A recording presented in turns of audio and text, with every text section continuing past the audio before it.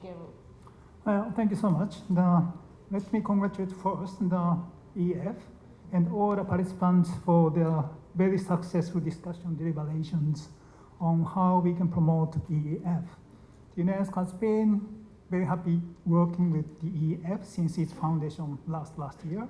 And then it is a kind of the big kind of change of the educational scenario in this region as well as in the world. Let me begin with the how COVID, the pandemic, gave the impact on education in the world and then in this region. Well, it is the many of you who are aware that it is very unthinkable and unprecedented impact on education. At peak point at the beginning of April this year, as many as 91% of the students, or 1.6 billion, the young children and students were out of school. Their learning disrupted because of school closures, and it's really the big things, not only for the education sector, but the economic sector, health sector in the world. We were requested at the international level to provide an immediate response, and then we did. Along with UNICEF and other partners, we bring the kind of data and statistics in the world about the impact of COVID-19 outbreaks, and also we bring some guidance and recommendations to the government, and also we brought some kind of operational actions that carried out by the global education coalition to respond to COVID-19. The global coalition was created in March this year, and since then expanded, and then brought the many partners from the government and the international agencies, including UNICEF, World Bank, and also the private sectors. And it came now, we have around 130 partners. This is really the positive sign of working together. We discuss a lot about the power of the partnership. Her Highness the Princess Clinton yesterday mentioned and believes the power of partnership, which is really important. When we UNESCO and international organizations and many educationists, NGOs, civil society are realized, we can do that. Well, we learned a lot from the COVID-19. The lesson learned mostly into two parts. One is education is a common good, like health and like the environment. So we have to promote education, strengthen education as a common good. That is a powerful lesson we learned from this very sad experience. The second lesson we learned is disparities, divides, which has been already there before the COVID became wider and became more serious. Actually, the COVID-19 exacerbated the divide gaps we've seen during the last 30 years.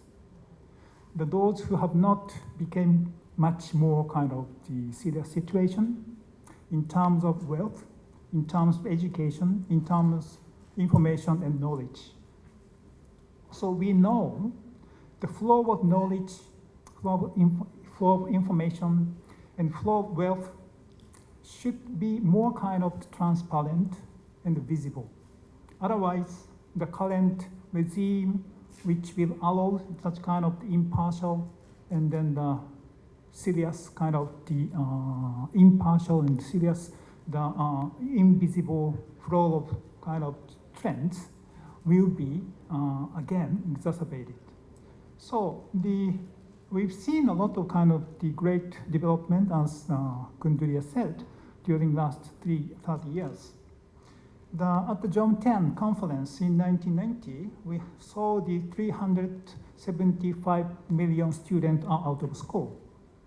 At that time, we have the 5.5 billion people in the world.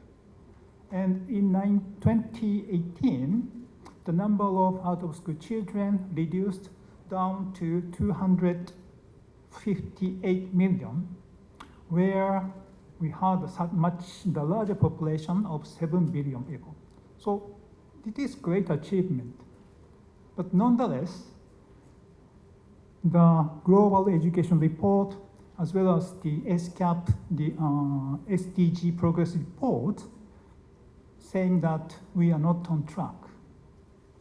And this conference, to me, is a kind of inspiring power to recognize or remind the people, if the current trend continues, we will never see the achievement of SDG 4.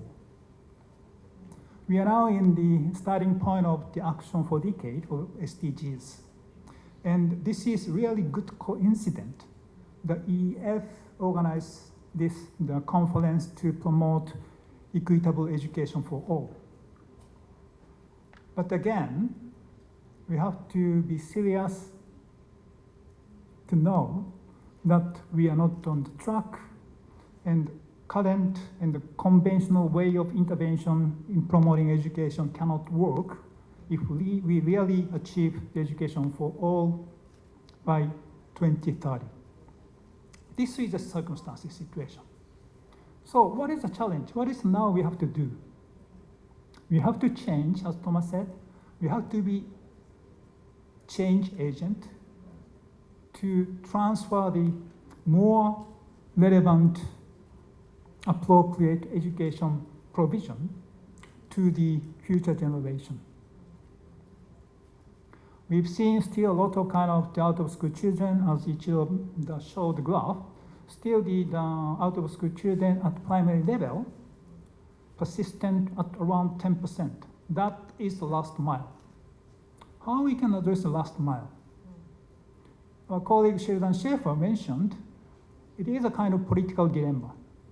If the education ministers use the money to make the richer much richer at higher education level, for example, or to address these last miles in a serious way. UNESCO set up the International Commission on the Futures of Education last year. And then they developed a lot of reflections on the futures of education. The COVID-19 gave us the opportunity again to reflect on what should be the futures of education. And recently, the Commission published a very interesting publication, which is called 9 Ideas for Public Action for the Education in a Post-COVID-19 World. And these 9 ideas is very much to do with the message we got from this conference. It's something around the policy framework, it's something around the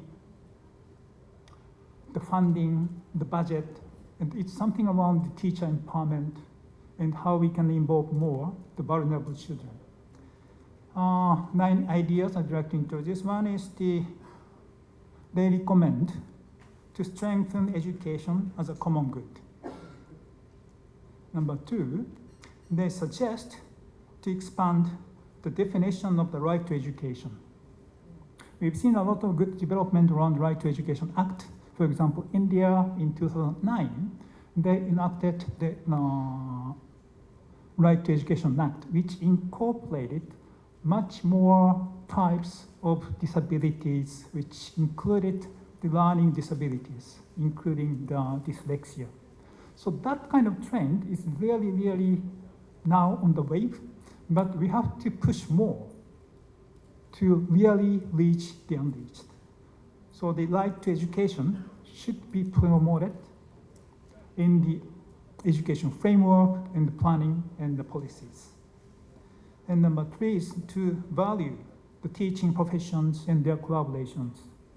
Teachers are the asset of education. We've seen a lot of artificial intelligence involvement in the education sector, machine learning, but they cannot replace teachers and schools. That is one of the big messages the International Commission on the Futures of Education gave to us. Number 4, to promote youth and children's participation in every form of learning. Formal education, non-formal education, and informal education in the process of lifelong learning. Education opportunities should be provided everywhere, anytime, at the pace of the learners. So that is also the very important message for us towards the education after COVID-19. And the fifth, they suggested to protect the social spaces provided by schools.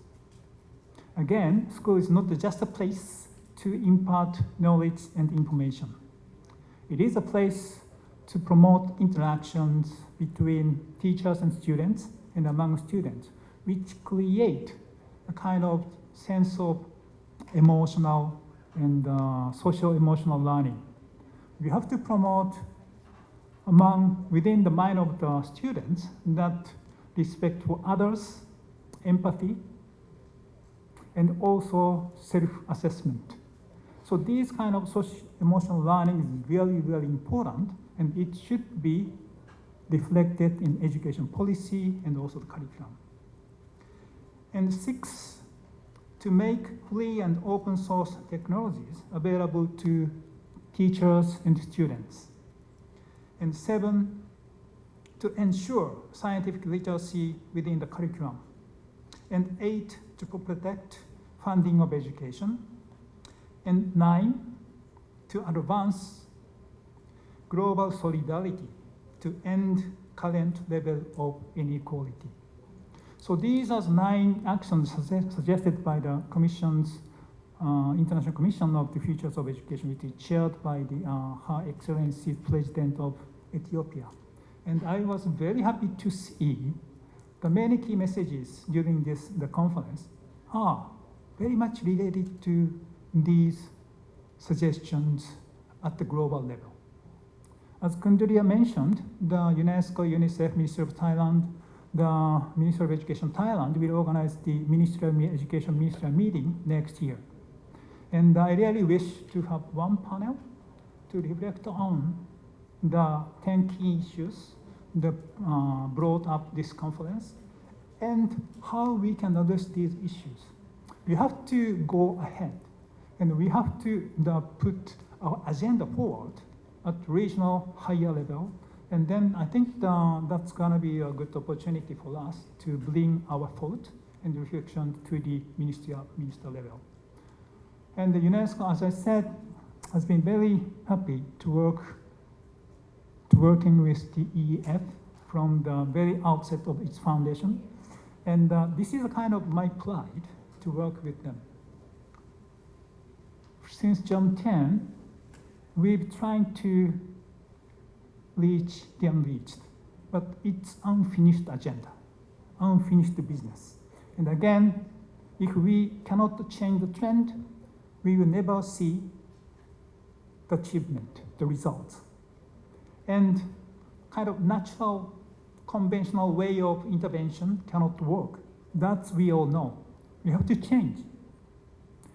For systematic institutional change, we need, as Thomas said, we have to see it. But for that, we have to create some kind of emotion, respect for the others, understanding differences, and learning each other within the mind of the students. That is important, the mandate of education. And UNESCO, we're very happy to work with EF, of course, UNICEF, and also the Ministry of Thailand and the Ministry of other countries to advance this noble issue of equitable education for all. Well, once again, I congratulate all of us on the wonderful reflections which will coming at the wider kind of the platform or the debate at the global level, and then we will be expecting all of you engage yourself and commit yourself to bringing our voice to the wider kind of the arena. I thank you very much and congratulations once again.